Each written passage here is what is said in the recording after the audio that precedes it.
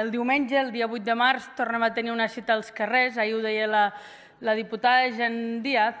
però també ho diuen sovint la consellera Bassa i la presidenta Forcadell, no és una lluita, la lluita feminista, que es lluiti només els 8 de març, és una lluita que es lluita cada dia i que no és només als carrers, sinó que també és a les institucions i també al govern. Recordava la presidenta Forcadell i deia que ella no feia discursos buits, sinó que tot allò que creia que s'havia de fer ho proposava i després ho executava. I avui hem vist molts exemples d'això, coses que el 2018 vostè mateixa o els grups li proposàvem i vostè ho va executar. I, per tant, acabant amb la consellera Bassa, que ens deia l'altre dia que és amb el roig del sindicalisme, amb el groc de la llibertat i amb el lila del feminisme aconseguirem aquesta república catalana que anhelem, doncs que sigui amb aquests valors republicans que avancem, que persistim, perquè ens cal que la societat ens miri diferent, però també cal que el sistema sanitari abordi aquesta perspectiva de gènere en totes les polítiques.